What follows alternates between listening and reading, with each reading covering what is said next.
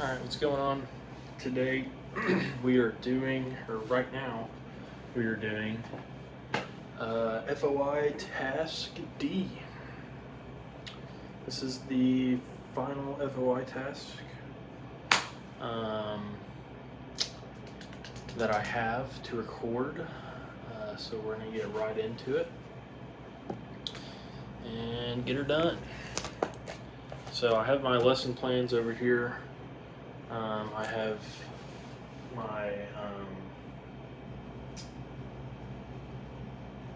have my briefed lesson plans over here on note cards. All the information obviously comes from the Aviation Instructor Handbook. And this is FOI Task D,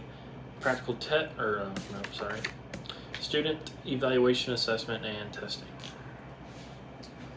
So, let's get started. All right, first we have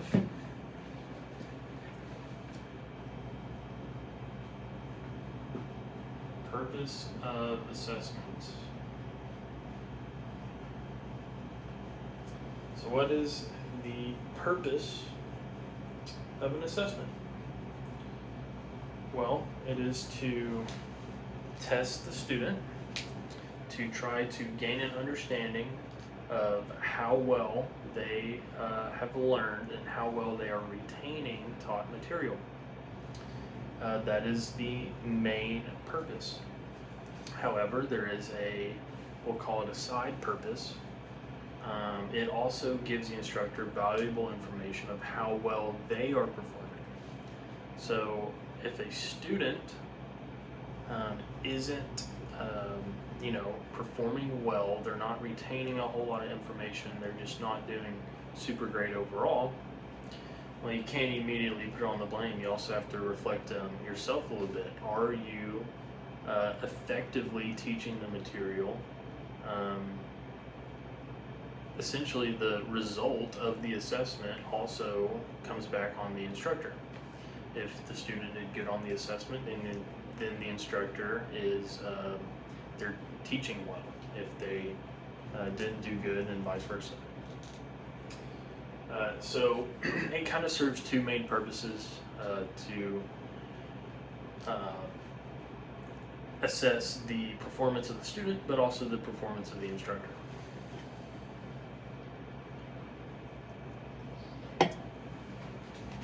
All right.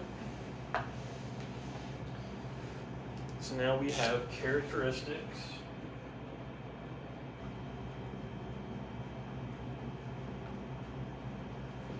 of effective assessments. All right, so for this we have an acronym. It is called FAST-COCO.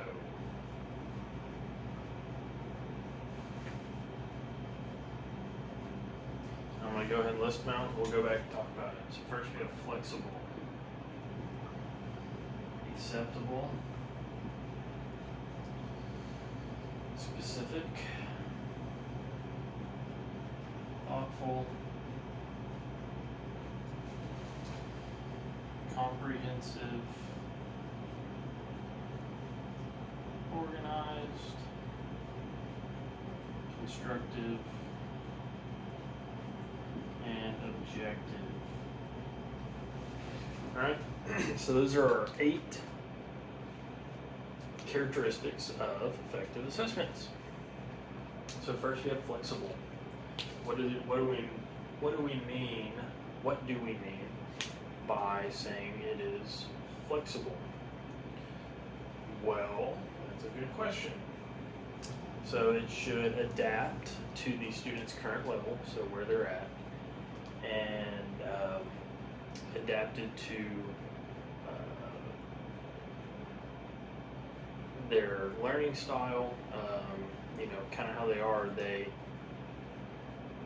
Do they prefer one way over another, but being flexible in that, but also being able to kind of switch up assessments a little bit to maybe more so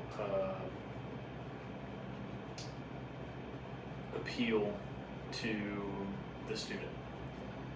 By saying that, I mean, so if you have like a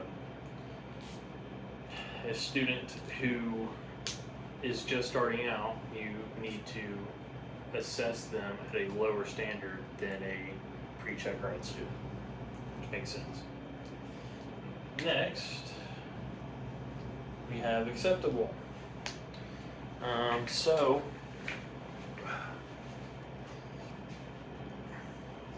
an instructor gives the student the assessment, okay? The student will receive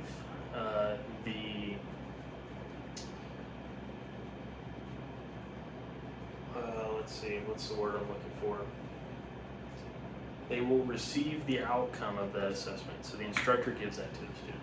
However, for the student to accept the outcome of the assessment, they have to accept the flight instructor as a person. So if you have a student who doesn't really respect the flight instructor, they don't see them as an authority figure in their training, they don't see them as being accurate in their information and knowledgeable, then they may not accept that assessment. So first, they have to accept the flight instructor. That is acceptable. Next, we have specific. The assessment should contain very specific items in it. So if a student, we'll say, was coming in on an approach to land, we'll just characterize it as fast. You shouldn't tell them you need to slow down on approach. You should tell them your airspeed was a little high on approach, about 5 knots high. Next time around, we're going to try to reduce the airspeed on approach by 5 knots by using pitch for airspeed, power for altitude.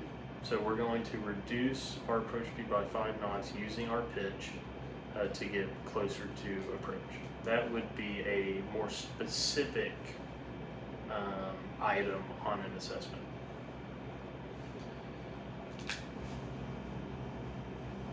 And kind of gets into constructive over here. You point out what they did wrong, exactly how they did it in a specific manner, but then also how to fix the problem and give them a specific constructive way to do better next time. So that's constructive. All right, now we have thoughtful. When you're giving an assessment, the assessment should reflect the instructor's valuing of the student's self-esteem. They shouldn't be degrading the student in any way. They should, the assessment should reflect the importance of their self-esteem. I kind of already said that. But you shouldn't be rude or hateful or wanting to tear them down. You should be wanting to build them up and build up their self-esteem, build up their confidence and their motivation, rather than tearing all that down. And that should be able to be seen in your assessments. All right, comprehensive. It should, your assessment should engulf all the topics talked about today.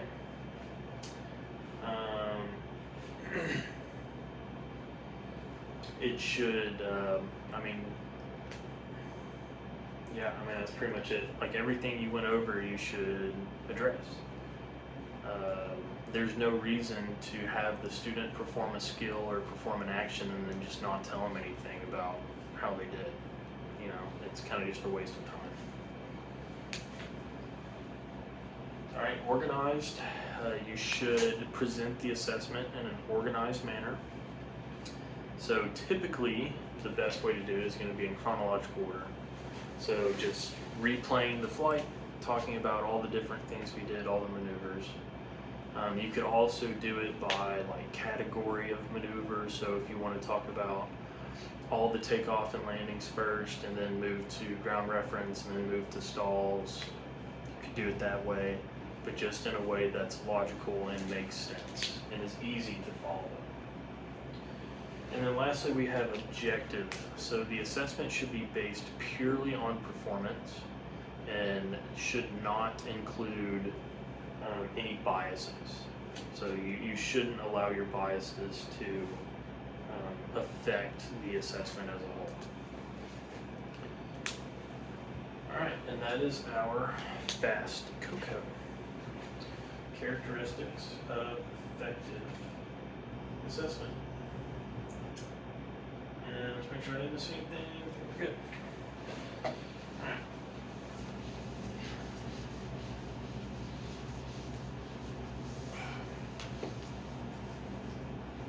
Alright, so next we're moving on to our first type of assessment,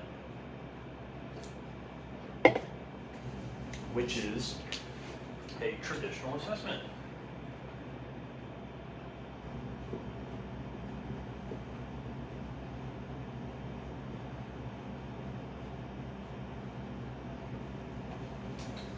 Well, what is a traditional assessment? Well, it's a good question. Thanks for asking. A traditional assessment is essentially just a written test. It is going to be either multiple choice, true or false, matching, maybe even short answer, but it's going to be a test that is written on paper or on a computer, I guess. So, what are some characteristics of a effective traditional assessment? Well, for that, we're going to use our CROWD acronym. We have comprehensiveness,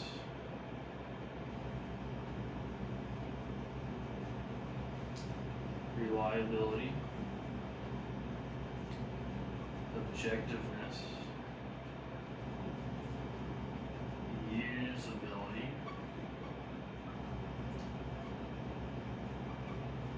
discrimination, and validity.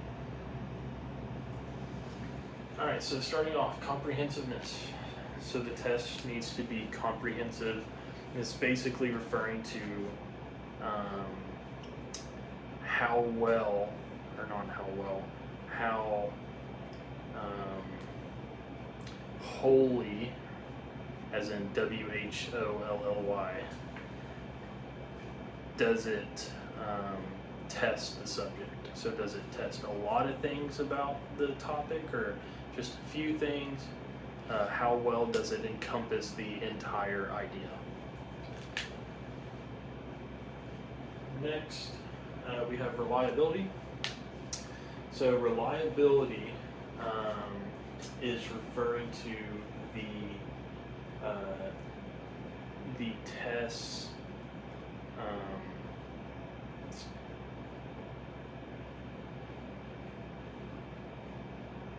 ability to yield consistent results. Sorry, I'm getting a phone call. To yield consistent results. So, does it produce similar results every time? Does it do what it's supposed to do? These spam phone calls ended my video. So, I don't know where I left off. Reliability is how well can the test yield consistent results. Okay. Next we have objectiveness, which is going to characterize the singleness of the scoring of the test. So essentially, how easily can every test be graded the same way. So, for example, a multiple choice test is going to be a lot more objective than a test with an essay question. Because the essay question could be, graded differently by 3 different instructors, all give it a different score, compared to a multiple choice test. Each instructor should give it the exact same score because there's very little room for bias or subjectiveness. Then we have usability. How easy is the test to take? Essentially, how easy is it to use? Then we have discrimination. Discrimination typically for us is not a good thing, but for a traditional assessment it is. Discrimination is referring to the bell curve, which I think everyone's heard about the bell curve. And that looks like this, to where this is maybe below average, this is above, and then this is average. All right. Everyone knows what I'm talking about. How well does it discriminate between students' knowledge levels? So how well does it set apart those who are above average versus those who are below average? If you had a multiple choice test that was super, super, super easy, then it would not have very good discrimination because everyone would be able to answer all the questions. But if you have a multiple choice test that has some easy questions, some medium, and some hard, then it would be able to discriminate between those who know the hard stuff and those who don't. And then lastly, we have validity, which is the extent to which the test tests for what it's supposed to. So if it's supposed to test over rote knowledge of v-speeds, does it do that?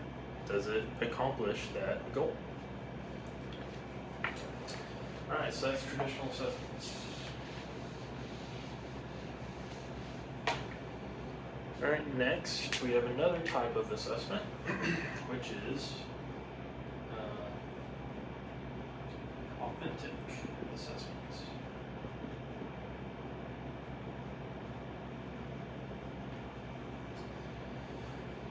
So for authentic assessments, this is going to be more, you could call it scenario-based, I guess, would be a way to describe that. I don't think I have a book. Let me see if I can find a book definition of authentic assessment.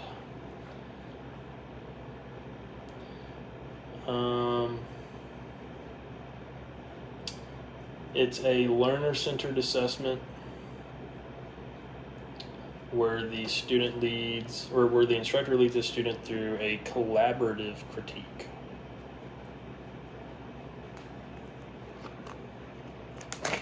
So take that as you will. But there are three types of authentic assessments. So you have a learner-centered assessment.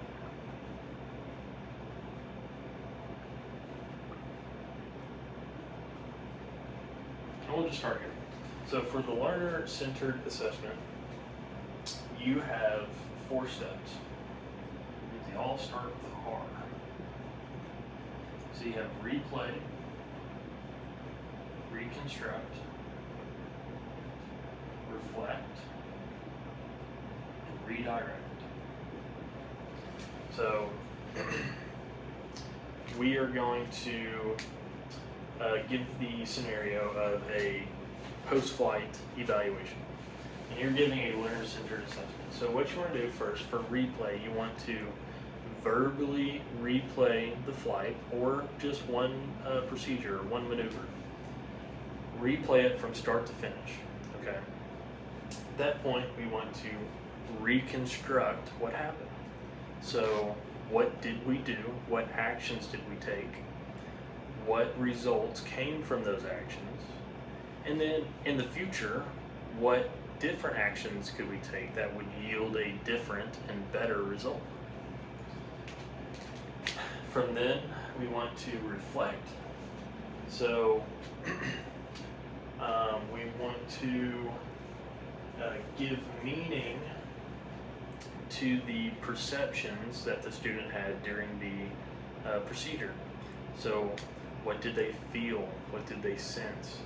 If you're trying to educate them on load factor and an increase in stall speed, you say, remember feeling that sinking down feeling in your seat? That's an increase in load factor. You can take those feelings that they had and give meaning to them, creating insights. And then lastly, for redirect, we want to either relate it, preferably we would want to relate that experience to a previously known and understood concept or a previous experience. So if we, just a really basic example, if we went up and we were practicing traffic patterns for the first time, we'd say, okay, so, we went through this, we went through all these steps. Now we can see how this relates to a rectangular course, and we can make that connection between the two.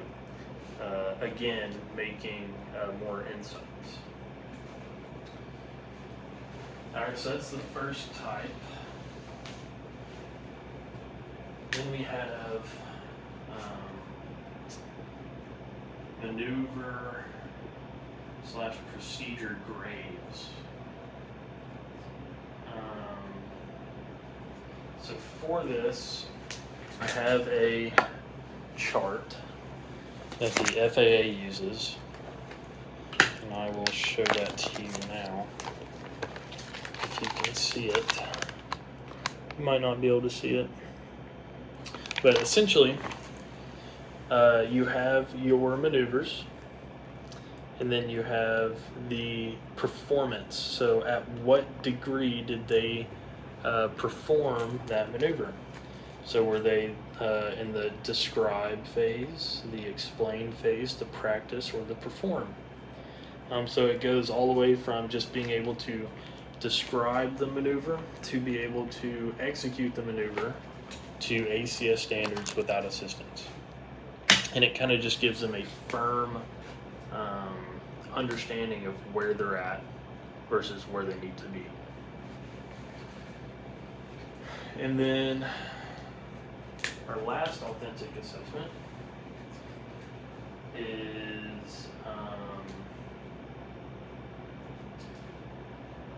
assessing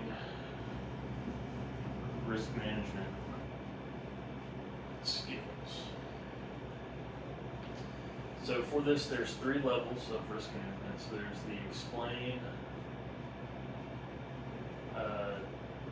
explain, describe, explain, practice, and then manage, decide. So for the explain phase, this is going to be students just starting out.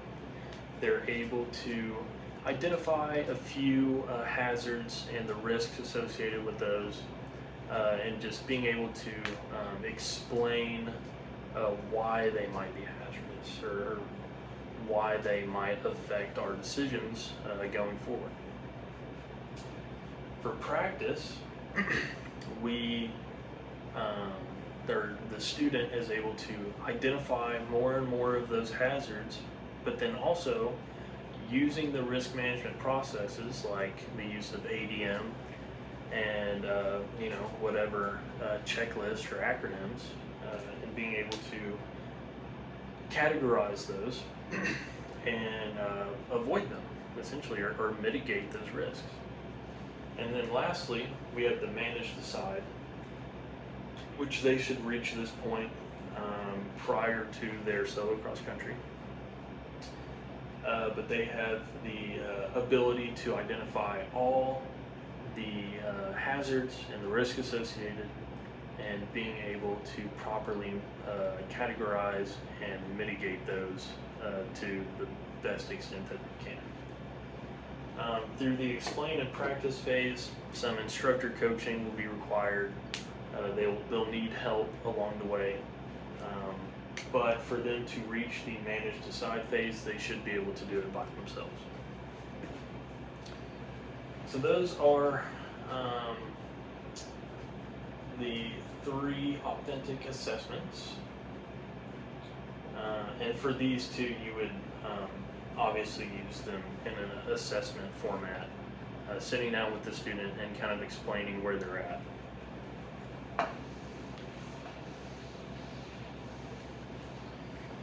Okay. So we have authentic assessment. Now we have choosing an effective assessment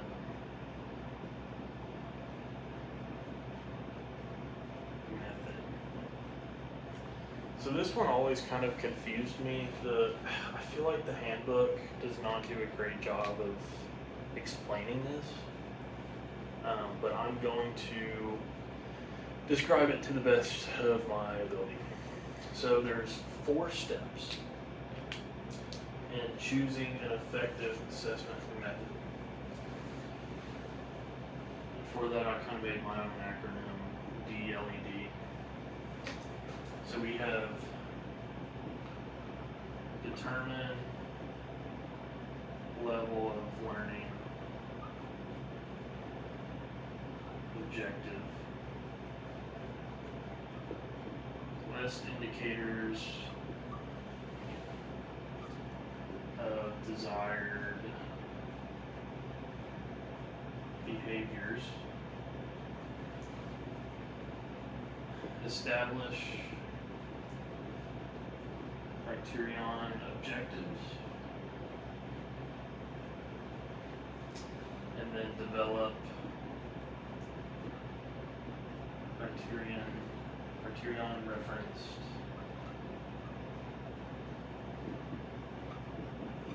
test items. Okay, so the first step, determining level of learning objectives. So in task B, I believe it is, the learning process, we go through the different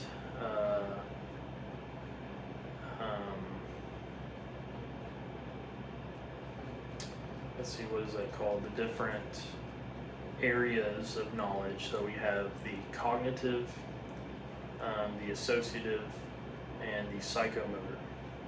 So for example, for cognitive, we have rote, which is the bottom level, understanding, application, correlation. So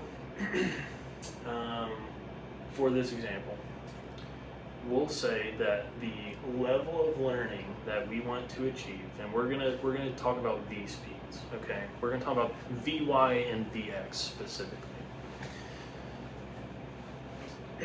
So the level of learning we want to achieve is the understanding level of the cognitive domain.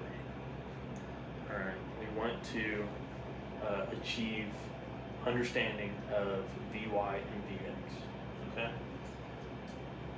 So list indicators of desired behaviors. So these should be behaviors that are easily measured and indicate that they are learning. So in our example, some indications would be being able to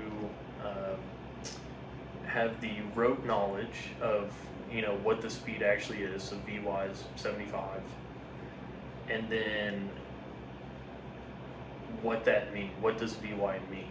So then being able to explain that and differentiate it from VX. That would be a desired behavior. Then we have established criterion objectives. It is my understanding that this is essentially just performance-based objectives. So you want to have your description, your conditions, and your criteria for the objectives. So for our V-speed example, the description would be to identify the actual speed for VX, VY, doing so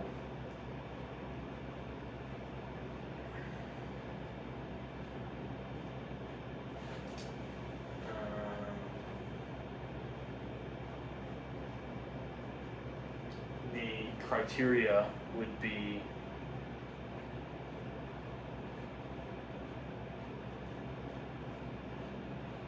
so it'd be like the standards.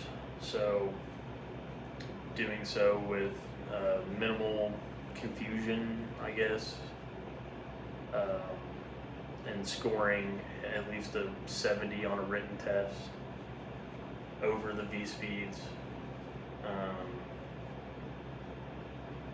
And then the conditions would be, not using, doing so without using any written materials. So doing so just purely from their mind. If that kind of makes sense. I know that wasn't the best. And then lastly, we have develop criteria and reference test items. So this is developing written test items based off of the criterion objectives. So based on what they are supposed to do, what the objectives are, create test items that would allow them to achieve that. Get another phone call.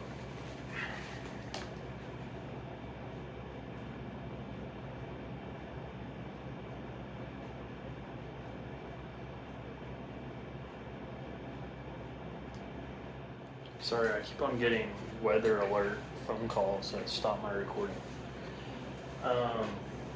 Okay. So that is choosing an effective assessment method. Now, the part that kind of confuses me, which you're also trying to think through, is how this is choosing a method of assessment. It's kind of just creating an assessment in my mind, but it's what the handbook says, so we're going to roll with it.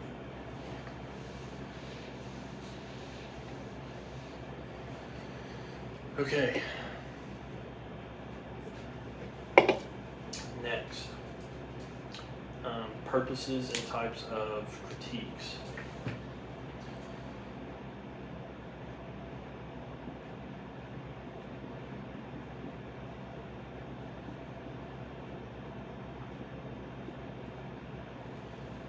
I don't even know what I'm spelling. It's not just spell critiques.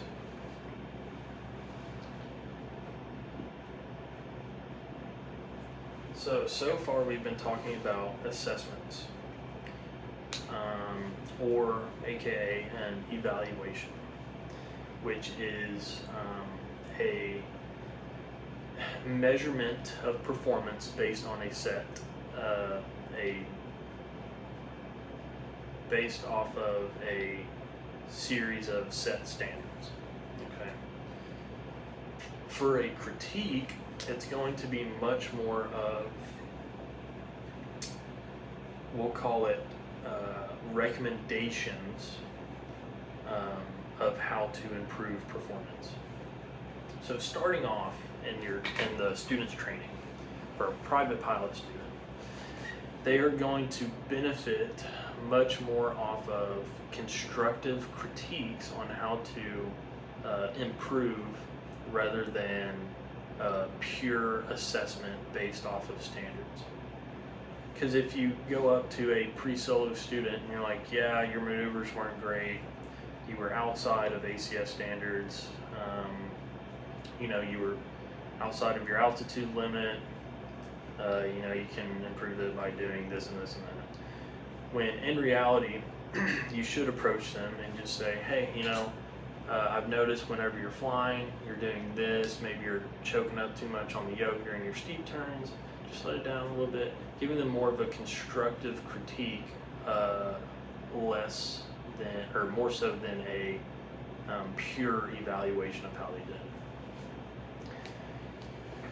Now that changes once they get to check ride prep. You want to just hold them to a set of standards so that they know exactly where they are and where they need to be. Because oftentimes they know how to solve the issue or how to correct for the issue. They just have to do it. So for critiques, kind of already established the purpose. So what are the different types? So we have another acronym, which is SWISSY. So we have student-led, written, instructor-student, self-critique, small group, and individual by another student. So, starting off, a student-led critique.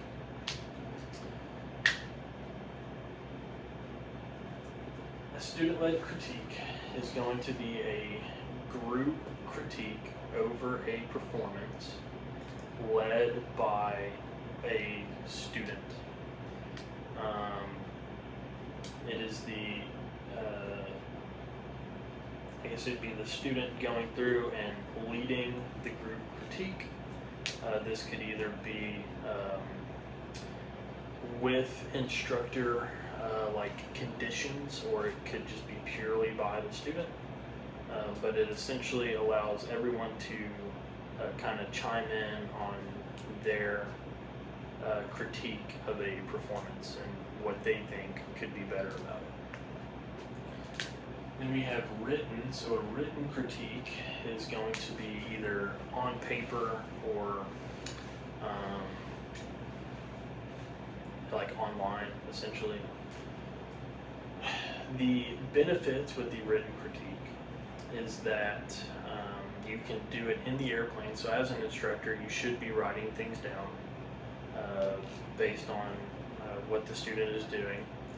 A, so you don't forget, but B, so you have exactly what you saw in the moment. That student can then take it home. They have a permanent record of it, and they can refer back to it whenever they want. They can go back and look at it. That's a written critique. Instructor, student. So this is going to be the instructor. It's going to be the same as the student-led, but instead of a student leading the critique, an instructor is leading. So it's still in a group setting where multiple students can offer their input on the critique of a performance. Then we have a self-critique. So this is where the student critiques their own performance. They kind of state what they think that they messed up on and how they feel like they should correct that in the future. Then we have small group. So the instructor splits students into small groups, provides them with a performance or a section of a performance. Each group evaluates that performance, creates a critique for it, and then at the end everyone presents. And then individual by another student. So this is just one student offering a critique to another student. Some issues that I have with this, with student-led, instructor-student, small group, and individual by another student, is that a lot of times,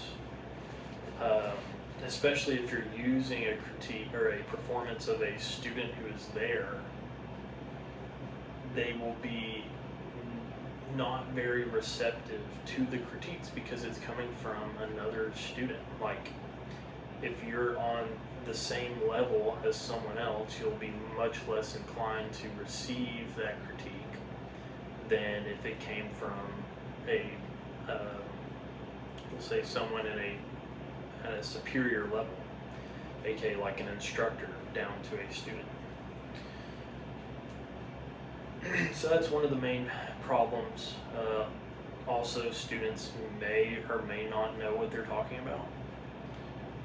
I know that whenever I was a student pilot, there's no way I should have been critiquing anything because I had no idea what I was doing.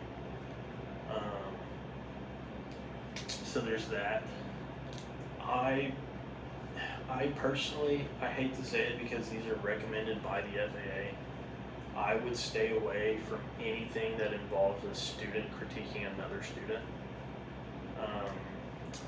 Maybe if you were using like a case study type of thing, where it's a performance just from an anonymous source, someone that doesn't really have anything to do with it, and so that would be more so to the benefit of not the person being critiqued, but the students critiquing, so that they can see what they did wrong and maybe prevent that in their own performance.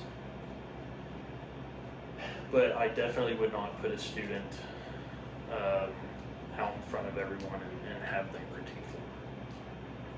So the ones that I like are the written and the self. I think that these should be done every flight. I think the student should do a self-critique starting off, and then the instructor should give their input, whether if they agree with their self-critique or not, and then they should go over their written notes from the flight and then give them a written form of the critique.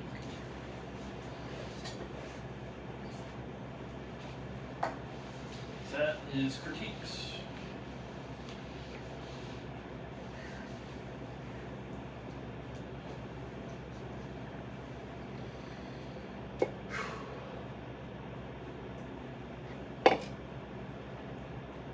Next, we have oral assessments.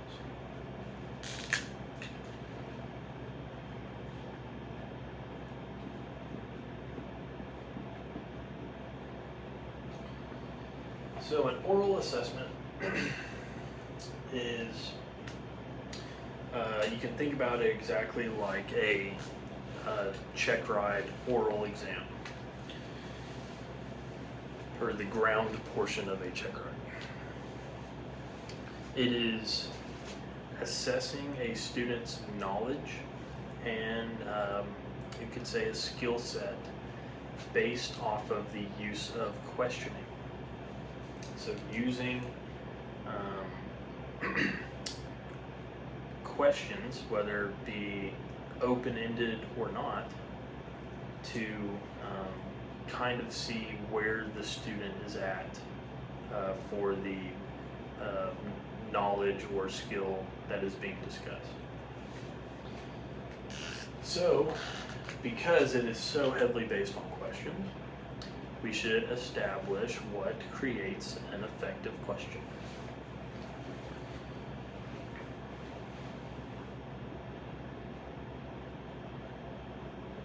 So what are some characteristics of effective questions?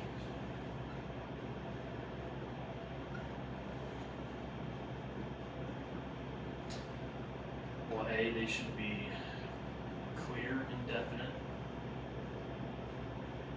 They should adapt to the student. They should be brief and concise. Center on one idea. Apply to the student, or apply to the lesson, and present a challenge.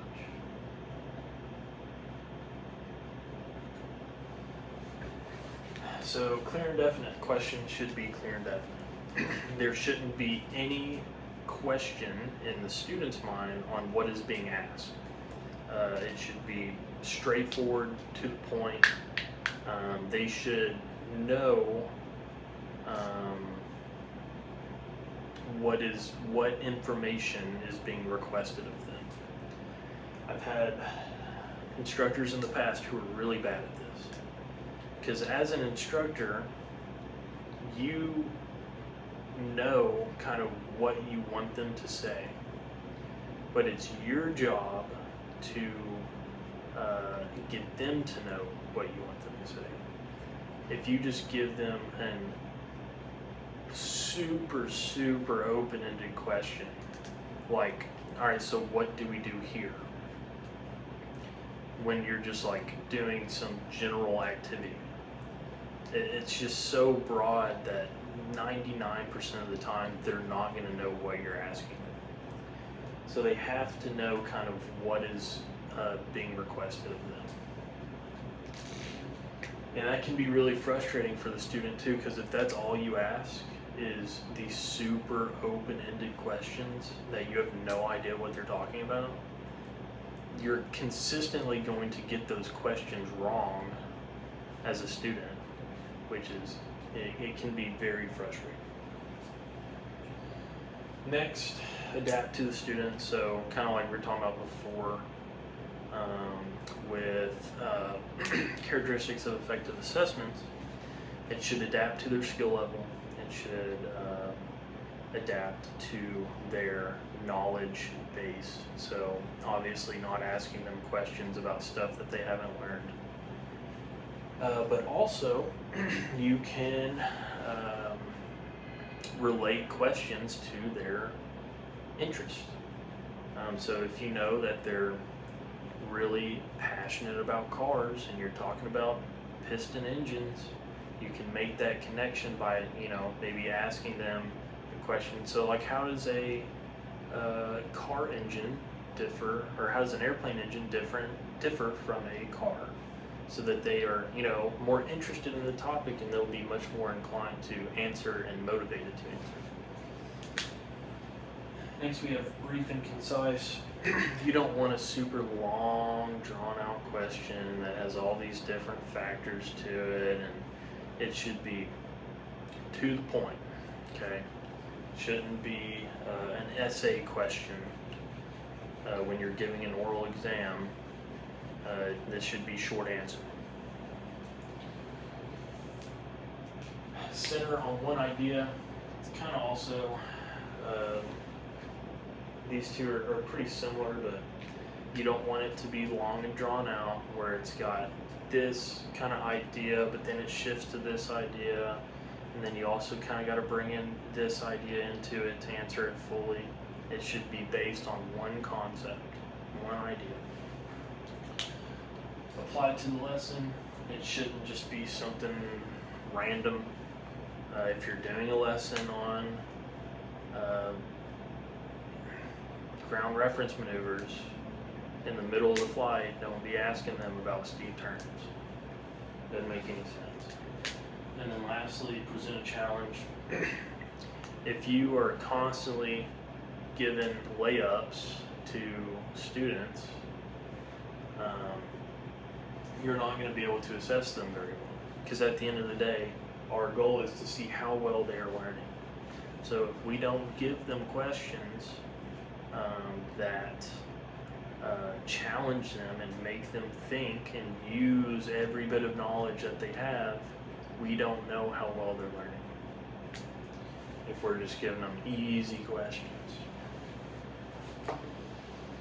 Alright, so those are the characteristics of effective questions. So on the flip side, what are some characteristics of not effective questions? What are some types of questions that we should avoid?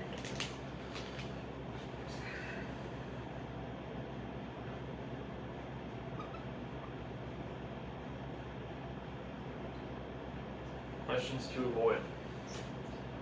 Surprise, surprise, we have another acronym. POT-BIT. So we have puzzling. Puzzling.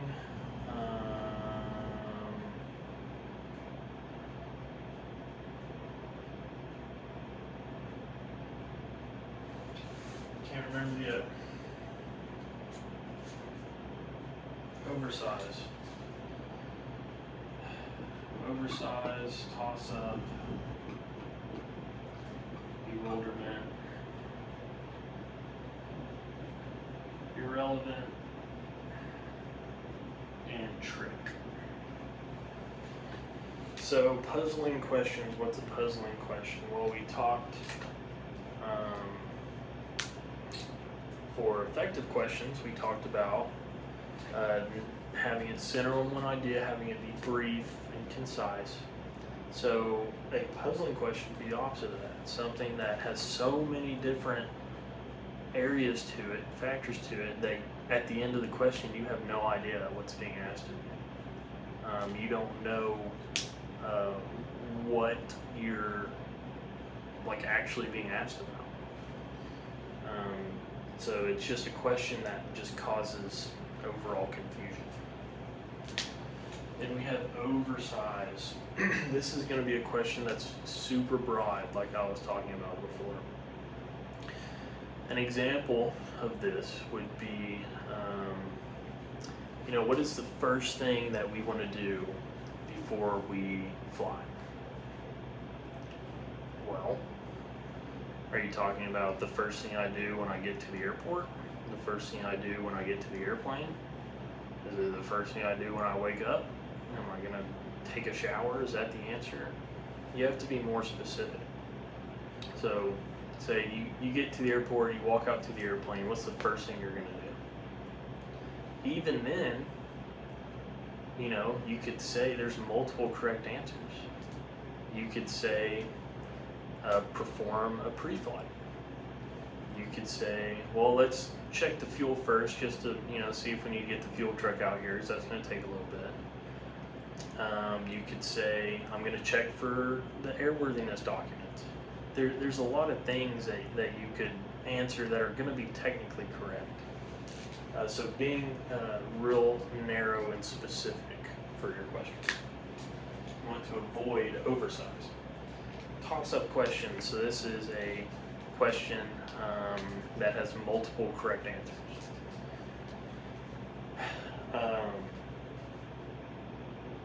Kind of like what I was saying before. What's the first thing you're going to do when you get there to the airplane? It's a toss-up. You could say a whole lot of different things. And especially don't ask one of those questions that has multiple correct answers and they say one of the correct answers and you say, no, that's not right, it was actually this one. Makes me so mad.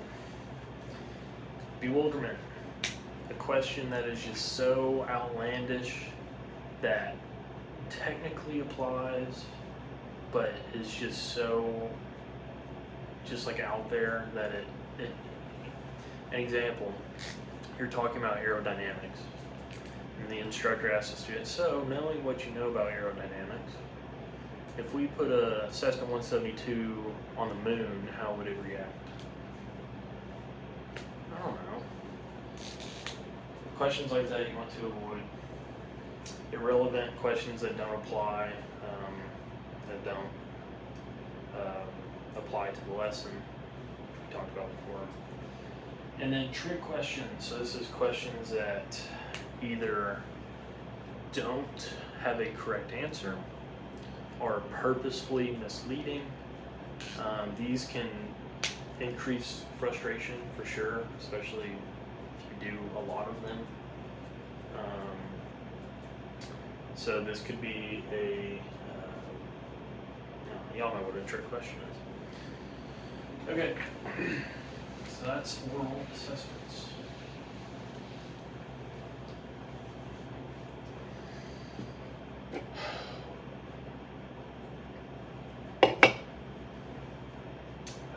Next,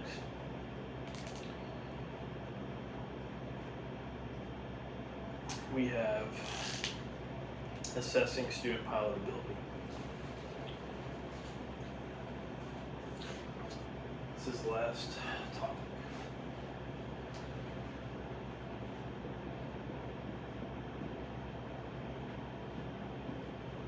Which actually, before, I want to make sure.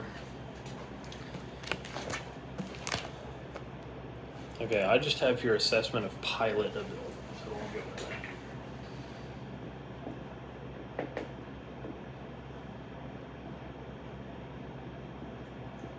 So the handbook is, in my opinion, kind of all over the place on this.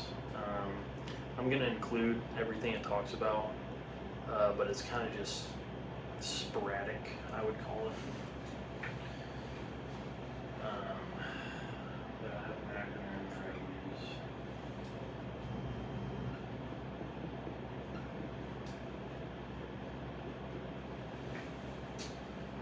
these. Okay, desk led VP. Don't ask me how I remember that.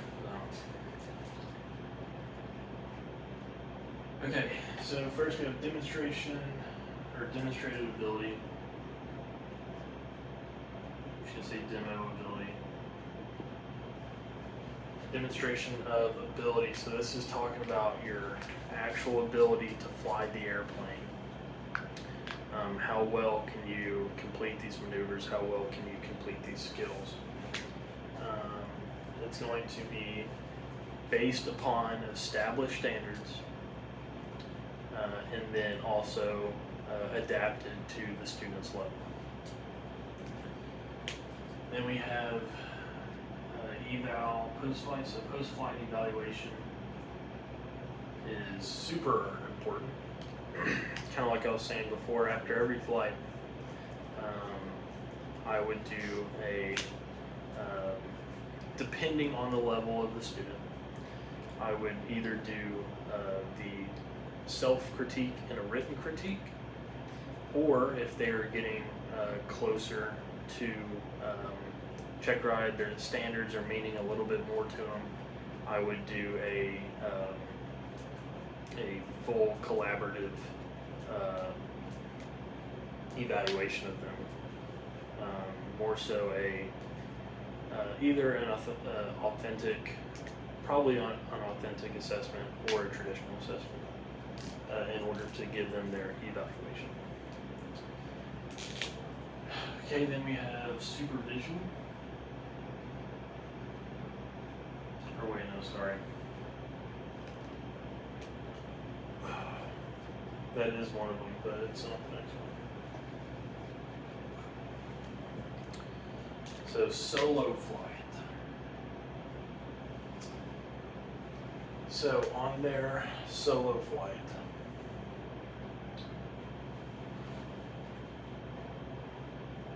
I don't understand how this applies to this topic at all, but this is what the instructor handbook says. The instructor handbook says that on the student solo flight, the instructor should be available to answer questions, and if possible, should have a handheld radio on hand in order to either stop the flight or to just being able to communicate with the student if they have any important questions. How that applies to assessment of pilot ability, I don't know. It really doesn't make any sense, but that's what it says. Then we have solo debrief.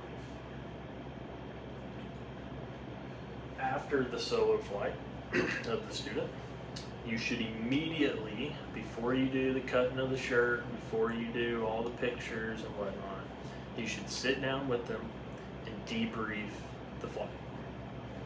It's very important. This is a big moment, a huge learning moment. You should sit down, go through the learner-centered assessment, replay, reconstruct, reflect, redirect, do all that. Talk about, how they felt up there, what did they experience, what were some perceptions that they had, and create those insights, because these are critical moments. Going to the law of primacy, the law of intensity, using this initial learning moment. So this is the first time that they've flown solo. So that's the law of primacy. And then this is a very intense moment for them, law of intensity. So you have to capitalize on that to create this learning moment and for them to actually gain something from the solo flight. Now we have supervision. Supervision. The instructor is the only one who can supervise. They're the only one up in the airplane with them. They have the sole responsibility of supervising and evaluating their ability.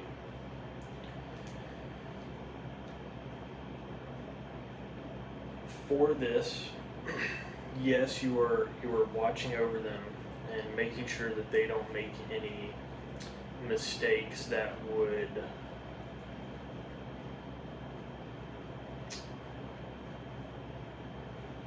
we'll say cause a concern for safety.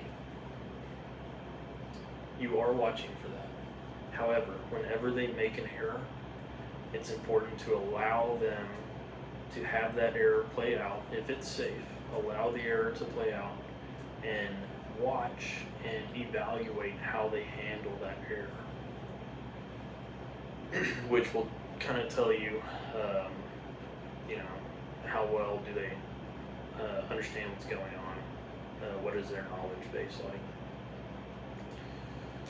Okay, then we have landings.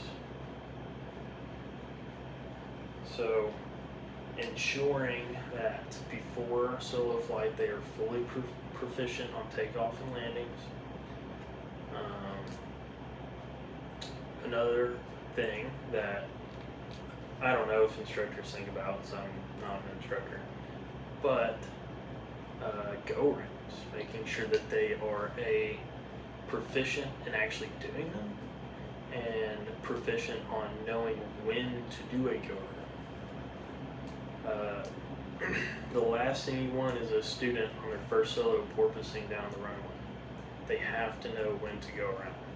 It's a huge, huge thing. So it's one of the considerations when supervising and evaluating prior to their solo flight. Okay.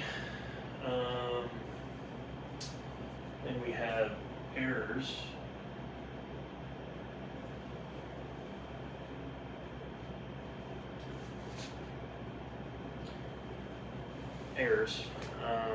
Or the correction of errors. Kind of what I was talking about on supervision, allowing them to make errors and kind of supervising and evaluating how they correct for those. And it's also a big learning experience for them. You learn a lot more after you actually make we won't say a serious error, but one that kind of startles you a little bit. Is the law of intensity. Okay, then we have dealing with challenges.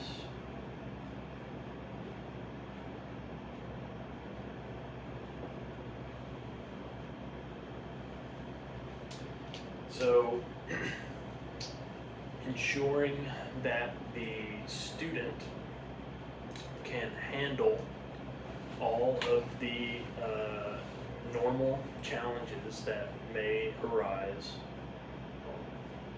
during their solo flight. Teaching them, what happens if the wind shifts and the runway changes. How do you address that? How would you deal with that scenario? A big way that you can do this and present challenges to them and being able to properly assess if they can deal with those would be through visualization, which is a type of scenario-based training. So you present the scenario to them, they either chair fly through it or whatever it is. or just talk about it.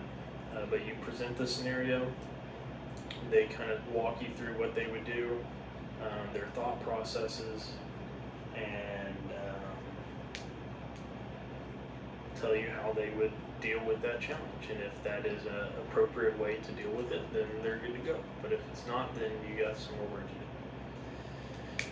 And then lastly, we have practical test. Practical test recommendations. So kind of moving away from the solo side of it, whenever an instructor signs off on the student's logbook for them to go take their practical test, their check ride, they are putting their name on a federally recognized endorsement that is saying that this person is a safe pilot, they are a proficient pilot, and they are ready to take their check ride. If they are not safe and they're not proficient, that's on you as the instructor. So assessing their pilot ability, effectively and properly is huge when it comes to practical test recommendations. Same for solo flight. It's the exact same thing. You're putting on that piece of paper that they are ready to solo and that they are safe. And if they're not, then you'll have to deal with the consequences, I guess. Okay, it's assessment of pilot ability.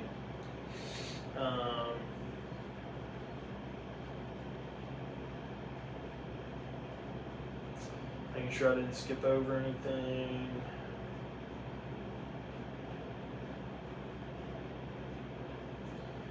I think that's it. Alright, so that's all I got. Thanks.